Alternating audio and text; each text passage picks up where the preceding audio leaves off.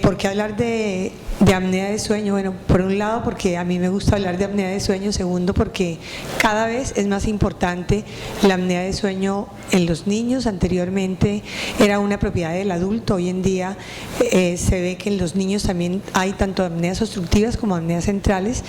Esta es la Fundación Neumológica Colombiana, donde trabajamos muchos de los neumólogos pediatras que hoy estamos aquí. Entonces, ¿qué es esto? Eso es un trazado polisomnográfico donde se ve que un niño tiene apnea obstructiva de sueño, pero esto es un poco para señalarles qué es lo que vemos nosotros en el día a día cuando analizamos un polisomnograma. ¿De dónde surgió hablar de apnea de sueño en los niños? Este es el famoso síndrome de Pickwick, que era el niño que se quedaba dormido en todos lados porque era gordo, obeso, y entonces tenía apnea de sueño y tenía hipoventilación.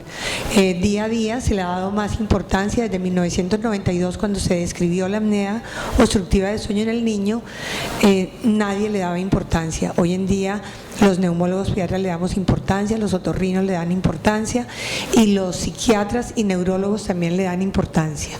Entonces, ¿qué es la apnea obstructiva del sueño? ¿Cuál es su diagnóstico? ¿Cuál es la importancia realmente de hacer ese diagnóstico? Realmente la apnea obstructiva de sueño no es solamente que un niño ronque, hay muchas otras cosas que produce la apnea obstructiva de sueño, y como en toda charla siempre hay que hacer una definición. Y la definición es que la apnea obstructiva del sueño es una alteración de la respiración durante el sueño, caracterizado por una obstrucción parcial o una obstrucción total de la vía aérea, que lleva a una serie de fenómenos que producen morbilidad, como es estar asociado a hipoxemia e hipercapnia, estar asociado a fragmentación del sueño, tener síntomas diurnos, y además hay que tener en cuenta que la apnea de sueño obstructiva en los niños no es igual que la apnea de sueño del adulto. El adulto se duerme, como muchos de ustedes que están dormidos acá en las charlas, mientras que el niño no se duerme. El niño generalmente que tiene apnea de sueño se vuelve irritable, hiperactivo, o sea que la sintomatología es un poco diferente. Y además la apnea obstructiva de sueño es un espectro, no es solamente tener apnea, y el espectro es que va desde que el que es normal al que comienza a roncar, que roncar no es normal. Estamos acostumbrados a que la gente nos diga que todo el mundo ronca. Segundo, tener un síndrome de resistencia aumentada de vía aérea superior, donde la oxigenación es normal, pero hay un aumento de la resistencia, y eso también tiene repercusión. El que hace hipoventilación obstructiva, o sea que hace hipoxemia, se le aumenta el CO2 sin que uno en apariencia vea que hay apneas, y esto es lo que más se ve en la población pediátrica. El adulto que ronca y se queda, el niño a veces ronca todo el tiempo de una forma sin hacer apneas, pero está haciendo hipoventilación, que tiene igual repercusión desde el punto de vista hemodinámico. Y finalmente está la apnea hipopnea obstructiva de sueño, que es la que más repercusión tiene. Esto es un poco la evolución polisomnográfica de un niño el cual solamente tiene ronquido. ¿Qué es esto? El niño que tiene resistencia aumentada de vía aérea superior, donde su oxigenación es normal, pero tiene unas curvas que son diferentes porque son casi cuadradas. El niño que hace hipopneas, que son estas, hasta el niño que hace apnea obstructiva, y esta es la evolución polisomnográfica de lo que les mostraba yo anteriormente en esta figura. El polisomnograma nos permite decir si un niño tiene una apnea obstructiva leve, moderada o severa. ¿Y por qué hay que saber si es leve, moderada o severa? Porque de acuerdo a si es leve, moderada o severa, el tratamiento es diferente. Si un niño tiene una apnea obstructiva leve, únicamente hay que observarlo y hacerle un tratamiento conservador. Si tiene una apnea obstructiva que es moderada o severa, hay que mandarlo donde el otorrino porque hay que operarlo de amígdalas y adenoides. ¿Cuáles son los factores predisponentes? Hay múltiples factores predisponentes, pero hay que pensar que lo más importante es la vía aérea estrecha. Y en los niños, el factor más importante es la hipertrofia de amígdalas y adenoides, las malformaciones craneofaciales y la obesidad. En los niños que tienen problemas neurológicos, la alteración en el tono neuromotor, y hay varios factores genéticos y humorales que hacen que los niños hagan también apnea obstructiva de sueño. Dentro de esos factores genéticos está el síndrome de Down, en los cuales los niños con síndrome de Down, el 70% hacen apneas obstructivas y un alto porcentaje hacen también apneas centrales, vivan a nivel del mar o vivan en las alturas. Entonces, ¿cómo se hace el diagnóstico? Como en todo, la clínica es realmente muy importante. La historia clínica y el examen físico son importantes, pero no hacen el diagnóstico. En apnea obstructiva del sueño, el examen físico y la historia clínica a veces no es suficiente para hacer el diagnóstico. Igualmente pasa con los cuestionarios, pasa con la audio y videograbación. Yo me acuerdo que antes uno llevaba una grabación y decía, ay, es que está roncando, y hoy en día los papás le llevan a uno en el celular lo que los niños hacen por la noche. No es suficiente para hacer el diagnóstico, no es suficiente para mandarlos a operar y no es suficiente para hacer un tratamiento. La pulsoximetría continua tampoco es suficiente, la poligrafía respiratoria ha adquirido importancia hoy en día y el polisomnograma de siesta no sirve y hay que hacer polisomnograma completo. Entonces, la historia es importante, el pediatra, el médico general debe tener en su cabeza que existe la apnea obstructiva de sueño y que hay unos niños que hacen más apneas obstructivas. Entonces aquí están estos niños, este es un Pierre Robin, un niño con una mucopolisacaridosis que uno desde que los ve sabe que esos niños deben hacer apnea obstructiva de sueño. Y todos estos síndromes que ustedes ven acá están implicados en la apnea de sueño y por supuesto que el tratamiento de primera línea no es hacerles solamente una adenoamigdalectomía.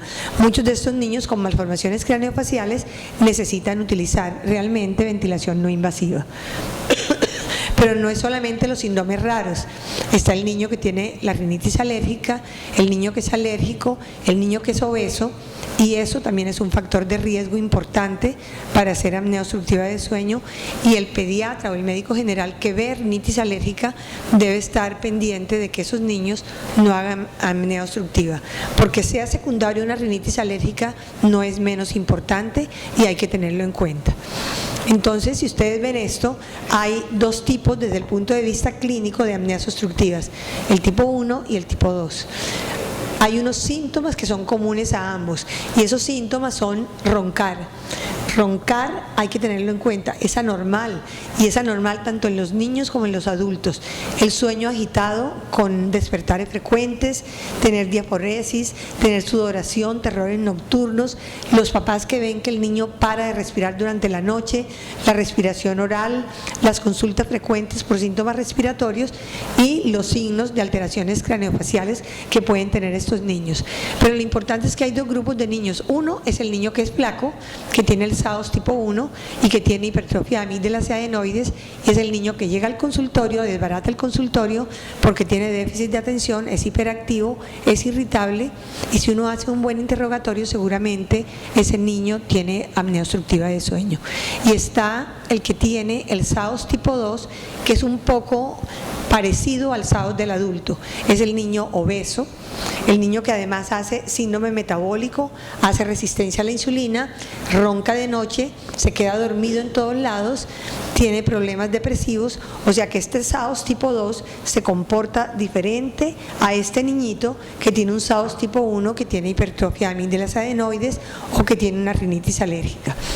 Y hay que tenerlo en cuenta porque ambos necesitan tratamiento. Entonces, en todo niño al cual uno le sospeche que tiene una apnea obstructiva de sueño, hay que hacer un buen examen físico, hay que mirar cómo está el paladar, hay que mirar cómo están las fosas nasales, cómo está realmente la vía aérea en su totalidad. No quiere decir que a todos los niños haya que hacerles una serie de estudios, pero sí uno se debe apoyar del otorrino y hacer una nasofaringoscopia para mirar a ver cómo está ese niño, cómo están las adenoides, cómo están las amígdalas y tener esto en video. La evaluación radiológica se necesita una radiografía de tórax, una radiografía de cuello, una cefalometría en aquellos niños que tienen alteraciones craneofaciales, la fluoroscopia también es muy importante y la tomografía y resonancia se deja para casos muy especiales. Pero lo importante es que cada niño, dependiendo de la patología que tenga, debe tener una evaluación de la vía aérea. Uno le debe hacer el Malampati, debe mirar a ver cómo están las amígdalas adenoides y graduar la hipertrofia de amígdalas adenoides en esos niños.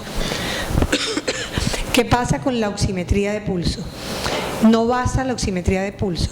Si uno no tiene forma de hacer un polisomnograma, puede decidir hacer una oximetría continua, pero debe ser hecha con un buen oxímetro, un oxímetro que sea insensible al movimiento, donde haya grabación, y además hay que hacer una oximetría que dure realmente 8 horas.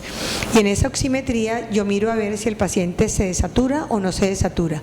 Entonces, esa es una oximetría que es normal, que es un trazado negativo, pero si yo veo esta oximetría y esta, el paciente hace desaturaciones, y cuando un paciente hace más de 3 desaturaciones por debajo del 90%, esto es positivo para sospechar que el paciente pueda tener una apnea obstructiva de sueño.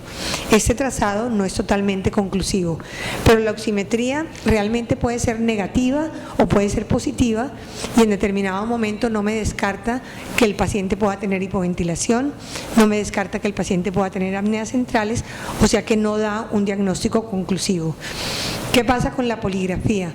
Hoy en día hay estudios con poligrafía y realmente demuestran que es de ayuda para hacer el diagnóstico si uno no es capaz de hacer una polisomnografía. Hay pocos estudios de poligrafía en niños, pero realmente el patrón de oro es el polisomnograma, y en los niños el polisomnograma debe ser hecho con capnografía, y debe ser hecho con capnografía porque muchos niños no hacen realmente apnea como tal, sino que hacen hipoventilación obstructiva. O sea que cuando ustedes pidan un polisomnograma en un niño, lo deben pedir con capnografía, y además deben graduársele, y esta graduación es diferente que en el adulto. El que tiene un SAOS leve en general tiene 2 a 5 apneas obstructivas por hora de sueño, el que tiene moderado es de 5 a 10 y el que tiene severo es más de 10 apneas por hora de sueño. Y relacionado con esto también la saturación de oxígeno se altera y los microalertamientos también se alteran, e igualmente se altera también el CO2 dependiendo de la severidad del SAOS. ¿Qué hay de nuevo para el diagnóstico? Los biomarcadores. Sin embargo, los biomarcadores hoy en día no se usan, son de estudio, serán el futuro para el diagnóstico de la apnea obstructiva de sueño, pero hace falta muchos años para utilizar biomarcadores para hacer diagnóstico de apnea obstructiva. ¿Por qué diagnosticar la apnea obstructiva es tan importante? Es importante porque tiene muchas repercusiones. Entonces, todo el que tiene SAOS hace hipoxemia, que es intermitente, hace hipercapnia y hace fragmentación del sueño, y eso lleva a complicaciones multiorgánicas. ¿Cuáles son esas complicaciones multiorgánicas? En los niños es muy importante el aprendizaje. Entonces, los niños que hacen apnea obstructiva tienen alteraciones en el aprendizaje y tienen bajo rendimiento escolar, pueden tener hiperactividad, pueden tener déficit de atención y tienen un comportamiento que es alterado. Pues uno entonces tiene que tener en cuenta eso, porque eso altera mucho la calidad de vida de los niños. ¿Qué pasa a nivel endotelial? ¿Por qué se daña la parte neurocognitiva tanto en los niños como en los adultos? Porque no son solamente los niños. El adulto que tiene SAOS tiene muchas alteraciones a nivel neurocognitivo, y es el adulto que va perdiendo memoria, es el adulto que tiene problemas realmente para concentrarse y que se duerme en todos lados. Y se sabe claramente que hay unos factores de riesgo que no se pueden quitar, como es, hay veces la edad, que el paciente tenga en determinado momento el sexo, porque es más frecuente en el sexo masculino, el síndrome de Down. Todo esto lleva realmente, el hecho de tener hipoxia, hipercapnia, lleva a que haya una disfunción endotelial y que se produzca una serie de citoquinas que van dañando esta parte endotelial y produce una serie de alteraciones a nivel cerebral. Esto es el cerebro de un adulto donde hay alteraciones a nivel endotelial, sobre todo en hipocampo, a nivel frontal y a nivel parietal en la sustancia gris. Y esto es producto de los periodos de hipoxemia e hipercapnia intermitente que se produce cuando uno tiene un SAOS. Entonces, así como en el adulto se produce eso, en los niños se produce exactamente lo mismo, y eso es recuperable si uno hace un buen tratamiento. ¿Qué se ve en los niños que tienen apnea obstructiva de sueño? Hay múltiples estudios que muestran que hay alteraciones neurocognitivas, ustedes pueden leer todos y todos refieren lo mismo. Los trastornos de sueño producen alteraciones a nivel educativo, producen realmente alteraciones en el comportamiento.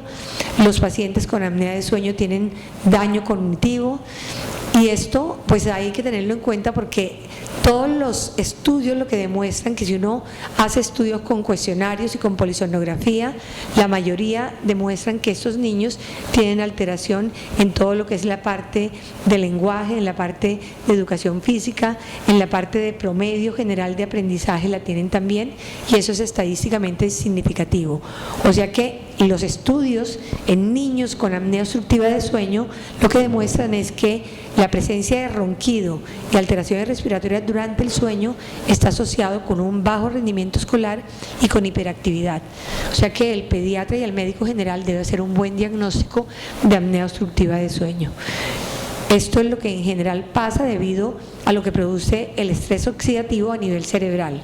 Entonces, el SAOS pediátrico produce esto: hipoxemia, reoxigenación, hipercapnia, y esta hipoxemia y reoxigenación producen estrés oxidativo.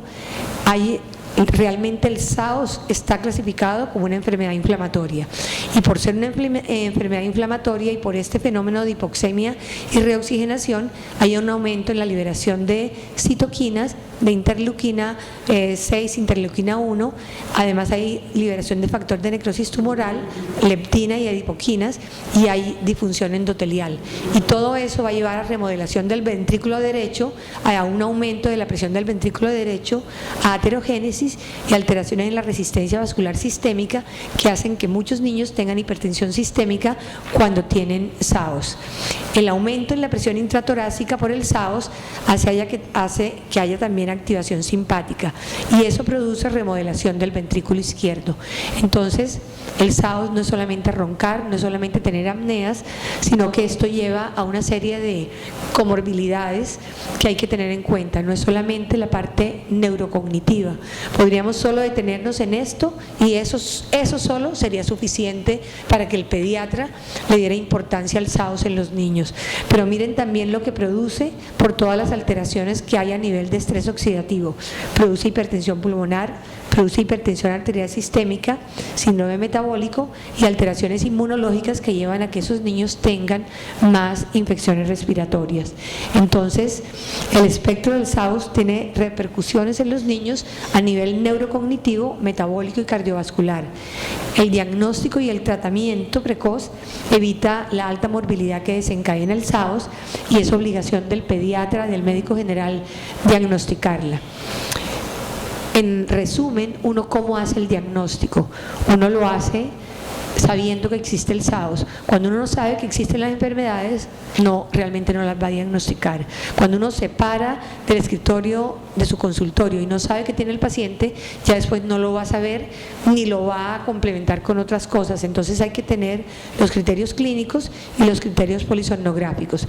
Este es un algoritmo para el diagnóstico del SAOS y el tratamiento, y el algoritmo es que hay que tener un escalón 1, igual que pasa en el asma. Esto es escalonado. El escalón 1 son los niños en riesgo de tener SAOS, que son los padres que reportan síntomas, el médico que identifica síntomas con un cuestionario, condiciones como la hipertrofia de amígdalas, la rinitis alérgica, las anormalidades craneofaciales, las enfermedades neuromusculares, la historia de prematurez y la historia familiar de SAOS. Y el escalón 2 es la presencia de morbilidad relacionada con SAOS, como es el paciente que tiene una presión sistólica o diastólica mayor al percentil 95, la presencia de hipertensión pulmonar, el niño que tiene somnolencia, hiperactividad o problemas de aprendizaje, el crecimiento inadecuado, y la enuresis es uno de los síntomas de apnea de sueño. Condiciones frecuentes coexistentes con SAOS, como los niños que tienen infecciones respiratorias frecuentes o el síndrome metabólico. Y el escalón 5, entonces, es el niño. ¿Qué niño realmente necesita tratamiento? Necesita tratamiento todo niño que tenga un SAOS moderado. O sea, el que tenga un índice de apnea hipopnea mayor de 5 debe realmente recibir tratamiento. ¿Y cuál debe ser el tratamiento? Control de peso si hay obesidad, corticoide nasal, si hay realmente rinitis alérgica o hipertrofia de adenoides. La adenoamigdalectomía es la terapia de primera línea, y cuando esto no funciona y si los pacientes tienen alteración craneofacial, hay que pensar en el manejo de la alteración craneofacial con aparatos de ortodoncia, el CPAP para aquellos niños a los cuales le ha fallado la adenoamigdalectomía y la cirugía craneofacial. Entonces ustedes ven que el SAO realmente se ha vuelto una patología que es muy importante en la edad pediátrica, igual que lo que pasa en la edad adulta, y realmente la morbilidad a la cual lleva el SAOS es preocupante si uno no la trata. Si uno la trata, todas esas cosas que pasan pueden revertir. Entonces, pues hay que darle importancia a los niños que roncan. Gracias.